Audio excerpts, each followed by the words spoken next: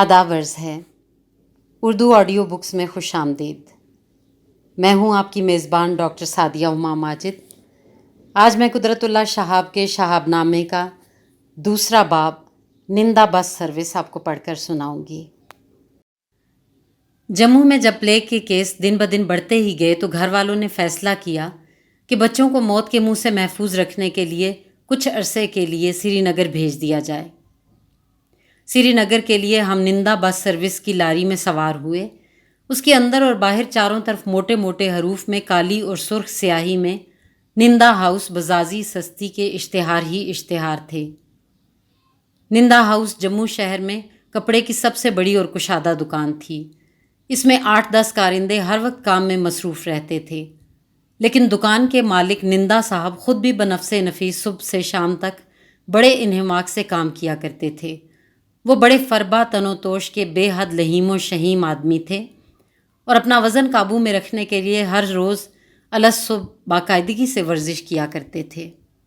چنانچہ وہ سڑک پر 1-2 فرلانگ لشتم پشتم چہل قدمی کیا کرتے تھے، جس طرح بادبانی جہاز سطح آب پر ہچکولے کھاتا ہے، اور پھر لکڑی کی 2-2.5 فٹ اونچی چوکی پر کھڑے ہو کر برسر عام 10-12 چھلانگیں لگایا کرتے تھے۔ حفظان صحت کے ان تقاضوں کو پورا کر کے نندا صاحب اپنی دکان کے فرش پر ٹانگیں پسار کر گاؤ تکیے کے سہارے بیٹھ جاتے تھے۔ گاہک چھوٹا ہو یا بڑا، امیر ہو یا غریب، ہزاروں کے مال کا خریدار ہو یا 2-3 گز ململ کا طلبگار، نندا صاحب سب کے ساتھ یکساں اخلاق، انہماک اور خندہ پیشانی سے پیش آتے تھے۔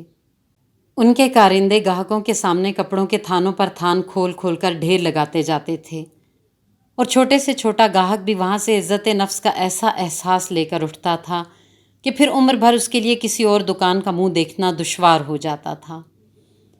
یوں بھی تھان میں سے کپڑا پھاڑتے وقت نندا صاحب 1-2 انگل کپڑا گاہک کے حصے میں بڑھا دیتے تھے اور قیمت کے مول تول میں کچھ ایسا ہنس مکھ رویہ اختیار کرتے تھے گویا ان کا اصل مقصد منافع کمانا نہیں بلکہ خریدار کا دل خوش کرنا ہے۔ کاروبار کی اس خوشکاری کے ساتھ ساتھ نندا صاحب کو اشتہار بازی کے فن میں بھی ید طولہ حاصل تھا۔ شہر اور گاؤں کے در و دیوار ہوں یا جنگل میں درختوں کے تنے، دور دراز ویرانوں میں پتھریلی چٹانیں ہوں یا آبادیوں میں بجلی کے کھمبے، ہر جگہ کونے کونے اور گوشے گوشے میں نندا ہاؤس بزازی سستی کا کتبہ موٹے موٹے حروف میں نگاہوں کا تعاقب کرتا تھا۔ دیکھتے ہی دیکھتے نندا صاحب کے کاروبار کو 4 چاند لگ گئے۔ بزازی کی دکان تو دن دوگنی رات چوگنی ترقی کر رہی تھی۔ اب انہوں نے لاہور سے جموں اور جموں سے سری نگر تک ایک منظم بس اور ٹیکسی سروس بھی شروع کر دی۔ ساتھ ہی جموں میں پہلا سینما ہال بنانے اور چلانے کا سہرا بھی انہی کے سر رہا۔ مہاراجہ ہری سنگھ کی خوشامد میں انہوں نے اس کا نام ہری ٹاکیز رکھا۔ چاپلوسی اور خوشامد کے فن میں بھی نندا صاحب بڑے اہل کمال تھے۔ عام خریداروں سے لے کر والیان ریاست کی خوشنودی حاصل کرنا تو ان کے بائیں ہاتھ کا کھیل تھا، لیکن دائیں ہاتھ سے وہ اپنے بھگوان کو راضی رکھنے کے لیے بھی بڑے جتن کرتے تھے۔ ان کی فیاضی اور داد و دہش کے عجیب و غریب قصے مشہور تھے۔ یہ بات زبان زدہ خاص و عام تھی کہ شام کو دکان بڑھا کر وہ بہت سی ہندو بیواؤں، یتیموں اور محتاجوں کے ہاں بذات خود جاتے تھے اور ایک مخصوص رقم کا گپت دان ان میں تقسیم کرنے کے بعد اپنے گھر میں پاؤں رکھتے تھے۔ گرمی ہو یا جاڑا، بارش ہو یا آندھی، کاروبار میں نفع ہو یا نقصان، خفیہ اور خاموش خیرات کے اس تسلسل میں ناغہ نہ پڑتا تھا۔ جس پابندی سے نندا صاحب مایا دھرم کا پالن کرتے تھے، اسی طرح وہ ہندو جاتی کی سیاسی برتری قائم رکھنے کے لیے بھی خفیہ طور پر مستقل جدوجہد کرتے رہتے تھے۔ شہر کی بہت سی تنظیمیں ان کی مالی اعانت کی مرہون منت تھیں، خاص طور پر ہندو مہاسبھا اور جن سنگھ کے تربیتی اکھاڑوں پر ان کی بڑی نظر عنایت تھی۔ ان اکھاڑوں میں ہندو نوجوانوں کو جنگی کرتب سکھائے جاتے تھے تاکہ مسلمانوں کے ساتھ مقابلے میں وہ ان پر ہمیشہ غالب آئیں۔ ایک خفیہ کلب میں ہندوؤں کو خصوصی ٹریننگ دے کر جوانوں کا ہراول دستہ تیار کیا جاتا تھا کہ جب مسلمان عید میلاد النبی کا جلوس نکالیں تو اس پر حملہ کر کے اسے درہم برہم کر دیا جائے۔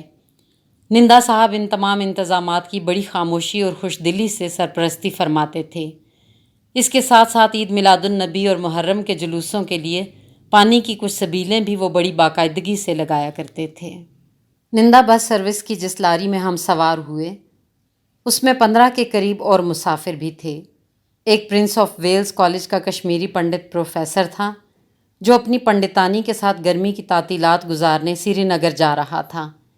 اس شدت کی گرمی میں پنڈتانی نے ابھی سے اونی فرن پہن رکھا تھا اور سر سے پاؤں تک پشمینے کی گرم چادر اوڑھی ہوئی تھی۔ اس کے ایک ہاتھ میں پانی کی گڑوی تھی اور دوسرے ہاتھ میں ایک کانگڑی تھی۔ کانگڑی نصف کے قریب راکھ سے بھری ہوئی تھی تاکہ پیچ در پیچ پہاڑی سڑک کے موڑوں پر جب پنڈتانی کا جی متلائے تو وہ بے تکلفی سے اس میں قے کرتی جائے۔ ڈرائیور کے ساتھ فرنٹ سیٹ پر ایک ادھیڑ عمر کی گوری چٹی بھاری بھرکم عورت چنار کے درخت کی طرح پھیلی ہوئی تھی جس پر خزاں کے موسم میں پت جھڑ کا عمل تیز رفتاری سے شروع ہو چکا تھا۔ اس کا آدمی اس کے عین پیچھے والی سیٹ پر براجمان تھا۔ اس نے گیبرڈین کی برجس اور بند گلے کا چست کوٹ پہنا ہوا تھا۔ سر پر سلیٹی رنگ کی ترچھی فیلٹ ہیٹ تھی جس میں مور کے کئی پر آویزاں تھے۔ آنکھوں پر موٹے موٹے شیشوں کی سیاہ اینک تھی۔ کندھے سے براؤن چرمی تھیلا لٹک رہا تھا جس میں کیمرہ، دوربین، ٹافیاں اور شراب کی ایک لمبی سی بوتل تھی۔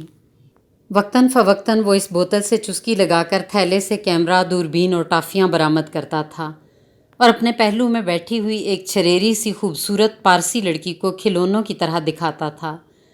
بس میں داخل ہوتے ہی اس شخص نے جملہ مسافروں کو خبردار کر دیا تھا کہ وہ بمبئی کے ایک بہت بڑے آغا ہیں، ہر سال گرمیوں میں شکار کھیلنے کشمیر آتے ہیں اور مہاراج ادھیراج کے مہمان ہونے کا شرف پاتے ہیں۔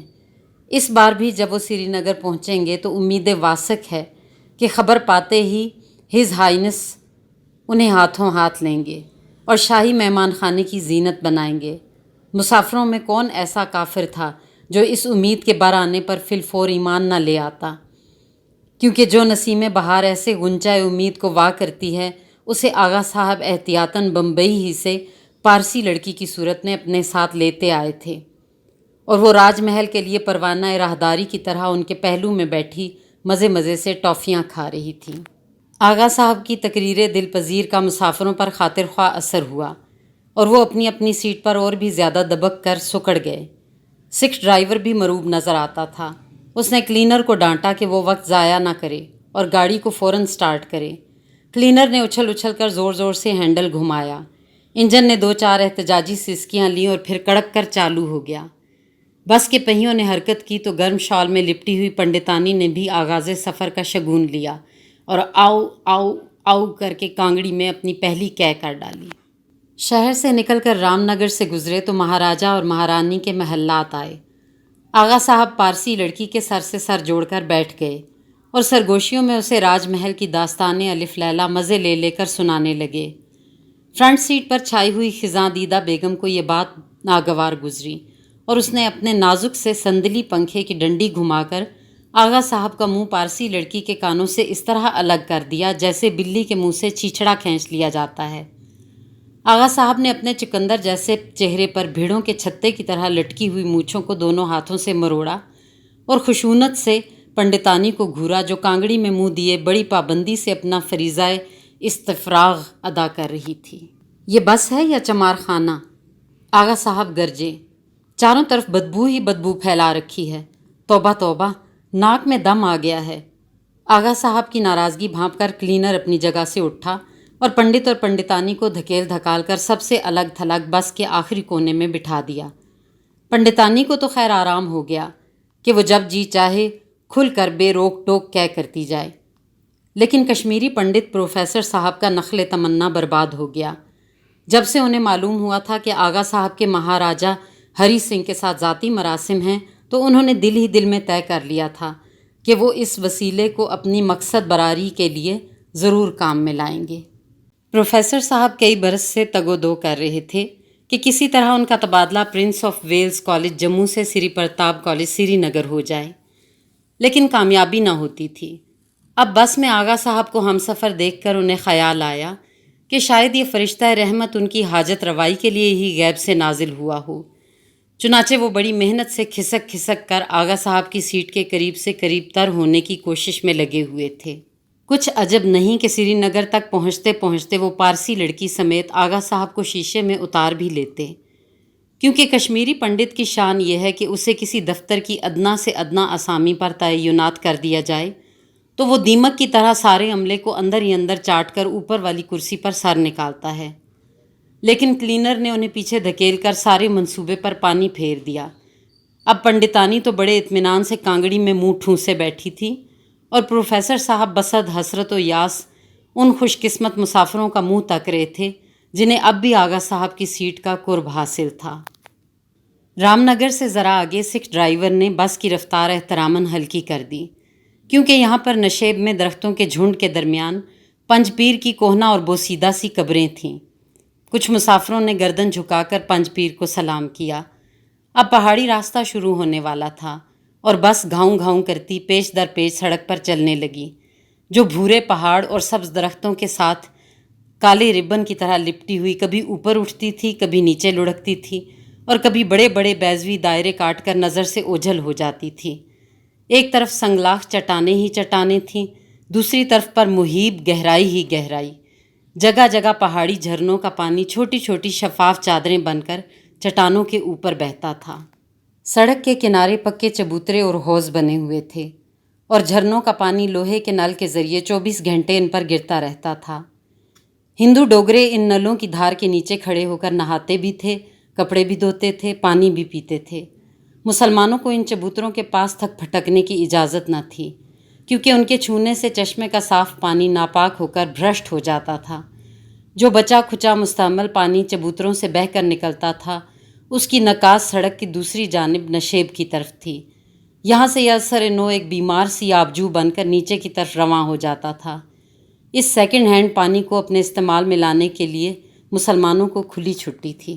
1.5-2 گھنٹے کی مسافت کے بعد ڈرائیور نے بس کا پانی بدلنے کے لیے ایک چشمے کے پاس پڑاؤ کیا اور مسافروں کو وارننگ دی کہ یہاں سے چل کر اب وہ ادھم پور پہنچ کر رکے گا، اس لیے جس نے کچھ کھانا پینا ہو وہ یہیں سے کھا پی کر چلے۔ سڑک کے کنارے ایک چھپر میں حلوائی اور سوڈا واٹر کی دکان تھی۔ ایک تھال میں باسی پکوڑے تھے جن پر کچھ مکھیاں بے دلی سے منڈلا رہی تھیں۔ دوسرے تھال میں لڈو تھے جن پر سری نگر بانہال روڈ کی گرد اس قدر تہ در تہ جمی ہوئی تھی کہ ان پر مکھیوں نے بھی بھن بھنانا چھوڑ دیا تھا۔ لکڑی کے برادے میں لت پت برف کی سل ایک میلے سے ٹاٹ میں لپٹی ہوئی تھی اور لیمنیڈ کی بہت سی بوتلیں بے ترتیبی سے سامنے پڑی تھیں۔ سب سے پہلے دکاندار نے پتوں کے دونے میں پکوڑیاں اور لڈو ڈال کر لیمنیڈ کی ایک ایک بوتل کے ساتھ بس کے ڈرائیور اور کلینر کو نذرانہ دیا۔ آغا صاحب اپنی بیگم اور پارسی لڑکی کو لے کر سائے میں ایک چٹان پر بیٹھ گئے اور اپنی تھرموس، شراب، گلاس اور سینڈوچ نکال کر پکنک منانے لگے۔ باقی مسافروں نے لیمنیڈ کی بوتلوں پر یورش کی۔ دکاندار نے 4 لڈو اور کچھ پکوڑے ڈال کر بہت سے دونے تیار کر رکھے تھے۔ جو مسافر لیمنیڈ طلب کرتا اسے مٹھائی کا ایک دونا بھی زبردستی خریدنا پڑتا تھا۔ باقی سب مسافر تو خیر اپنی اپنی بوتل اور گلاس اور برف لے کر چھاؤں میں بیٹھ گئے، لیکن 7-8 مسلمان پیسنجروں کو لیمنیڈ پینے میں بڑی دیر لگی۔ دکان سے باہر کونے میں ایک ٹوکری لٹک رہی تھی، اس میں کانچ کا ایک میلا سا گلاس اوندھا پڑا تھا۔ مسلمان خریدار اس گلاس کو اٹھا کر فقیروں کی طرح ہاتھ پھیلائے دکاندار کے سامنے کھڑا ہو جاتا تھا۔ دکان والا دور ہی دور سے اس میں برف کی ڈلی چھناک سے پھینکتا تھا اور پھر بوتل کھول کر 1.5-2 فٹ کی بلندی سے گلاس میں لیمنیڈ انڈیل دیتا تھا۔ کچھ جھاگ خریدار کے ہاتھ پر پڑتی تھی، کچھ چھینٹے اس کے کپڑوں پر اڑتے تھے اور 2-3 گھونٹ بوتل میں بچ رہتے تھے، جسے منہ لگا کر اور ڈکار مار کر حلوائی خود ہضم کر لیتا تھا۔ لیمنیڈ پی کر ہر مسلمان اپنا گلاس دھو کر دوسرے خریدار کے لیے باہر والی ٹوکری میں لٹکا دیتا تھا۔ بس کا ڈرائیور زور زور سے ہارن بجا کر جلدی مچا رہا تھا۔ کلینر بھی بے صبری سے آوازیں دے رہا تھا۔ آغا صاحب الگ ناک منہ چڑھا رہے تھے۔ البتہ کشمیری پنڈت پروفیسر مطمئن بیٹھے تھے۔ انہوں نے حلوائی کی بھٹی سے پنڈتانی کی کانگڑی میں نئی راکھ مفت بھر لی تھی اور موقع پا کر آغا صاحب کے ساتھ اپنی گفتگو کی تمہید بھی باندھ لی تھی۔ کلینر سے ساز باز کر کے انہوں نے اپنی جگہ بدل لی تھی اور پنڈتانی کو پچھلی سیٹ پر اکیلے چھوڑ کر اب وہ آغا صاحب کے بالکل قریب آ بیٹھے تھے۔ بس دوبارہ روانہ ہوئی تو تازہ دم تھی، لیکن ڈرائیور کا موڈ بہت جلد خراب ہو گیا۔ سڑک پر تا حد نظر تتر بتر انسانوں کی لائن ہی لائن لگی ہوئی تھی۔ میلے میلے، بھورے بھورے، پھٹے پرانے کپڑوں میں ملبوس، خمیدہ کمر لوگ 2-2 3-3 من وزن پیٹھ پر اٹھائے رینگ رینگ کر چڑھائی چڑھ رہے تھے، جیسے دیوار پر چیونٹیوں کی بے ترتیب کتاریں چل رہی ہوں۔ انہوں نے خشک گھاس کے بنے ہوئے چپل پہنے ہوئے تھے اور ان کے تمتمائے ہوئے چہرے پسینے میں شرابور تھے۔ یہ کشمیری مسلمانوں کی قوم نجیب و چرب دست و تر دماغ کے نمائندے تھے، جنہیں عرف عام میں ہاتھو کہا جاتا تھا۔ موسم سرما کے شروع ہوتے ہی وہ اپنا فردوس بر روئے زمین چھوڑ کر پا پیادہ قافلہ در قافلہ پنجاب کے میدانوں میں اتر جاتے تھے۔ ان کی مائیں بہنیں اور بیٹیاں تو اپنے برف سے گھرے ہوئے چھوٹے چھوٹے چوبی گھروں میں ساری ساری رات کڑوا تیل جلا کر قالین بنتی تھیں، یا شال اور غالیچے کاٹتی تھیں اور پھودار نمدے بناتی تھیں، یا اخروٹ کی لکڑی تراش تراش کر نازک نازک سگریٹ کیسوں، تپائیوں اور پھودانوں پر نقش و نگار کھودتی تھیں، جنہیں مقامی ساہوکار اونے پونے داموں خرید کر سیاحوں کے ہاتھ بڑی بڑی قیمت پر بیچ ڈالتا تھا۔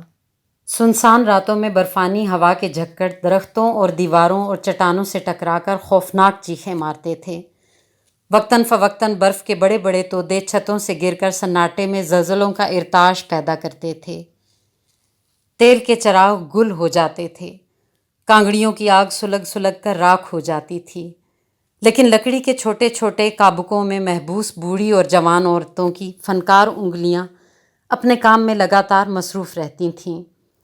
دھڑکتے ہوئے دلوں سے وہ کبھی حضرت شاہ ہمدان کی حکایات میں مگن ہو جاتی تھیں، جنہوں نے وادی کشمیر میں اسلام کی شمع روشن کی تھی، کبھی وہ للہ عارفہ کے گیتوں میں صبر و قرار کا سہارا ڈھونڈتی تھیں۔ صبر بیٹا صبر، صبر تو ایک سنہری پیالہ ہے، یہ اتنا بیش قیمت ہے کہ اسے خریدنے کا ہر کسی کو یارہ نہیں۔ صبر بیٹا صبر، صبر تو نمک مرچ اور زیرے کا تیز مرکب ہے، یہ اتنا تلخ ہے کہ اسے چکھنے کی ہر کسی کو تاب نہیں۔ جب کبھی برف و باران کا طوفان تنہائی کی راتوں کو اور بھی تاریک اور طویل کر دیتا تھا تو ان کے شوق کی گہرائیوں سے حبہ خاتون کے درد و فراق کے نغمے لہرانے لگتے تھے۔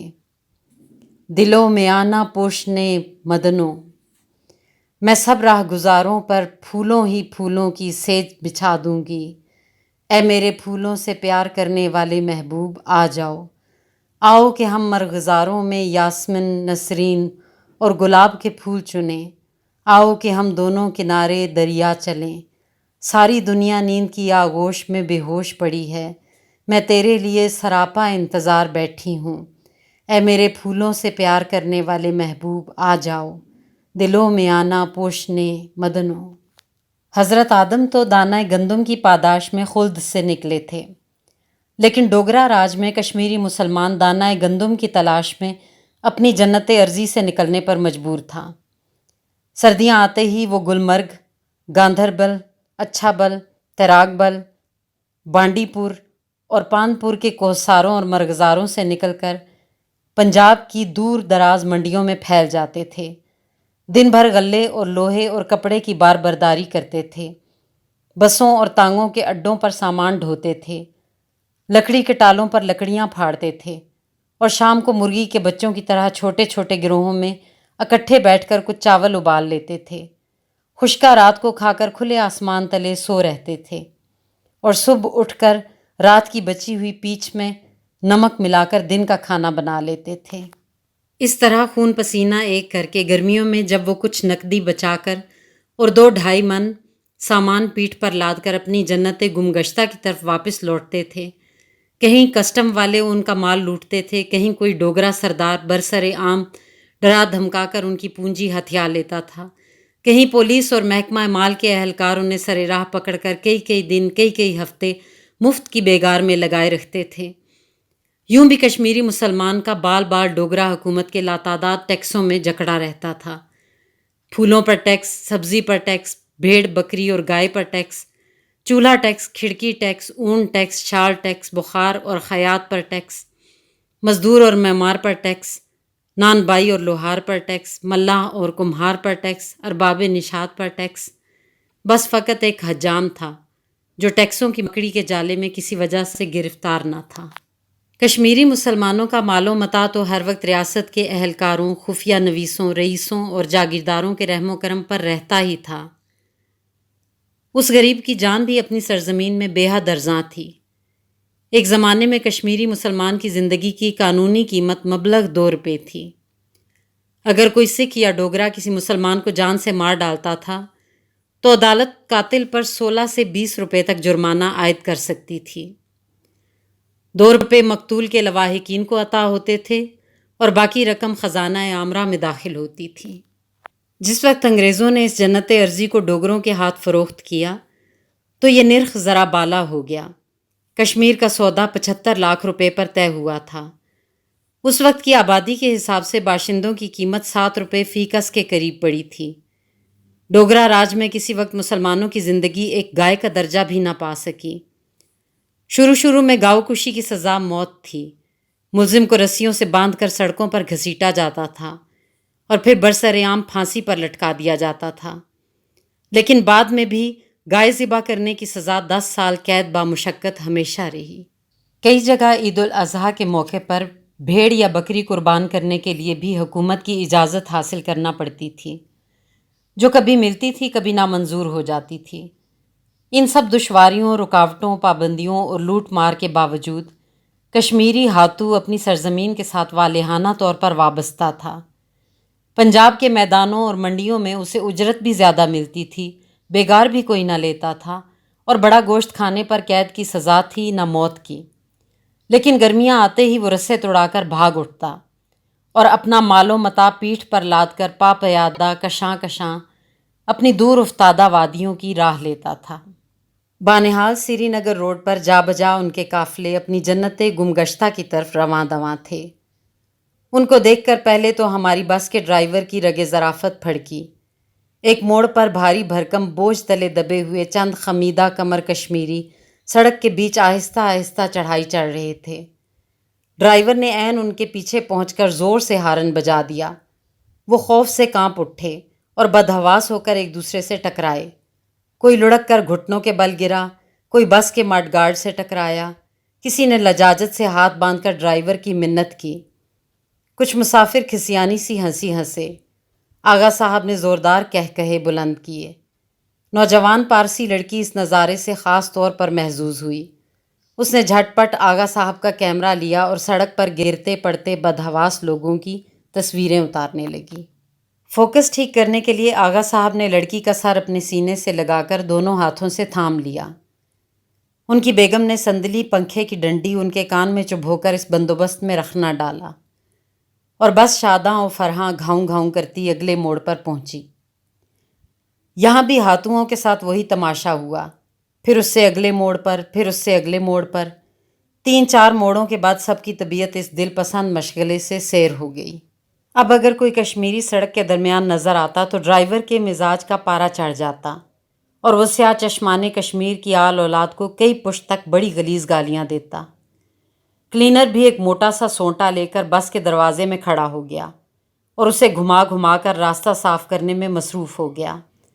اپنے بوجھ کے تلے دبے ہوئے بیچارے کشمیری بے بسی سے پریشان ہو کر سڑک پر ادھر ادھر بھاگتے تھے اور پہاڑی ڈھلوانوں پر سایہ دار درختوں کے نیچے پکے چبوتروں پر بیٹھے ہوئے ڈوگروں کے لیے بڑی ضیافت طبع کا سامان فراہم کرتے تھے۔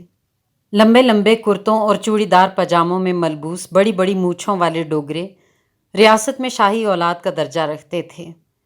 ان کے پاس وسیع جنگلات ہوں یا 1-2 ایکڑ اراضی، وہ اپنے نام کے ساتھ راجا یا ٹھاکر یا دیوان کا دم چھلا ضرور لگاتے تھے اور چھاتی نکال کر ایسے دم خم سے چلتے پھرتے تھے جیسے وہ ابھی ابھی راج محل کے پنگھوڑے سے انگوٹھا چوستے ہوئے برآمد ہوئے ہوں۔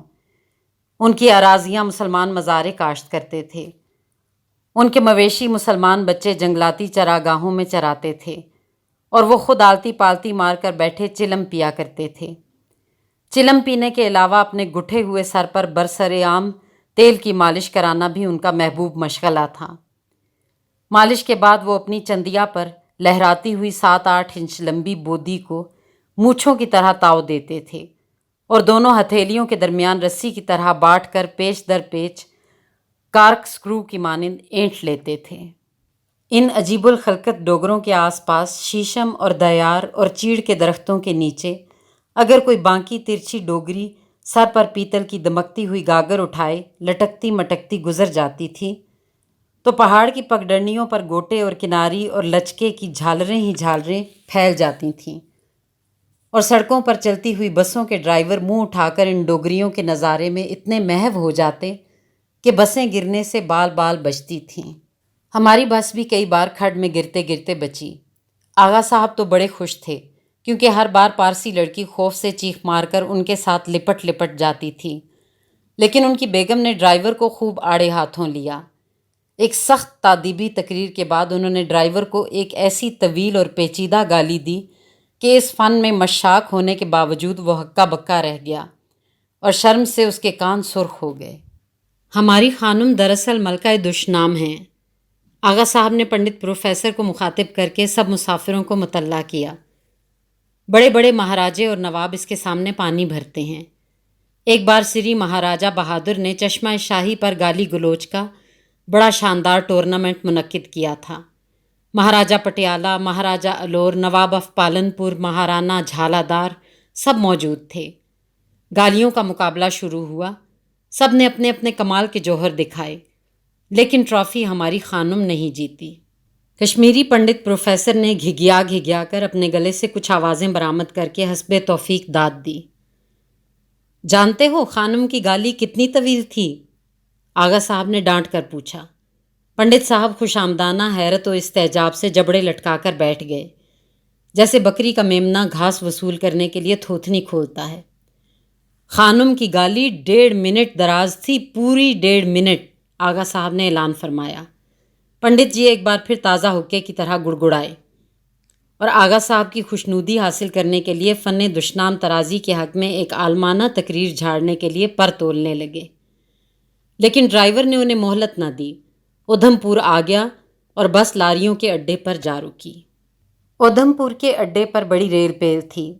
بس رکتے ہی پولیس کے کچھ سپاہیوں نے اسے گھیرے میں لے لیا اور یہ خوشخبری سنائی کہ سری نگر میں ہیضے کی وبا پھوٹی ہوئی ہے، اس لیے انوکیولیشن سرٹیفکیٹ حاصل کیے بغیر کوئی شخص آگے سفر نہیں کر سکتا۔